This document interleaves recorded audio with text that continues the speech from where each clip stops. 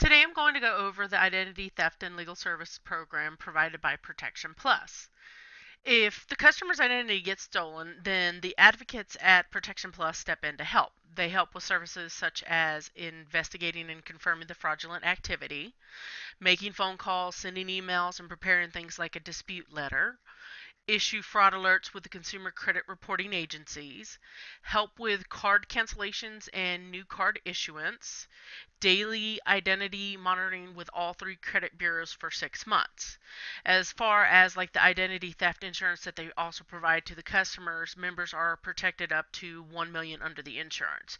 They can get reimbursed lost wages of 500 per week for up to 4 weeks. They can help with refiling of loans, defense of cost, and things like that. You also get the capability of having a discounted legal services through this program as well. So like if they happen to get a traffic ticket and it's normally $199, with this program it's $89. If they need to file a Chapter 7, it's normally a $1,500 cost, which they can just pay $750 for it. So it's a great opportunity for you to be able to offer this to your customers.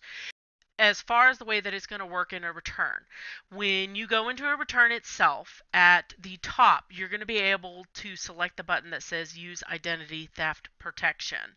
Once you select it, you're going to get a pop-up that says you have selected to add identity theft protection to this return and are required to print the agreement. If you cancel this dialog, identity theft protection will be removed. Once you open it, you can go ahead and print it, have the customer sign it, and the pricing of the $30 will be put onto the Republic Bank application under refund and computation fees. So the way that the $30 fee works with identity theft protection is 15 of it actually is an incentive for you to be able to get back for offering each one of your customers this product. So at the end of the tax season, usually in April, is when they can easily cut you a check and mail it out to you.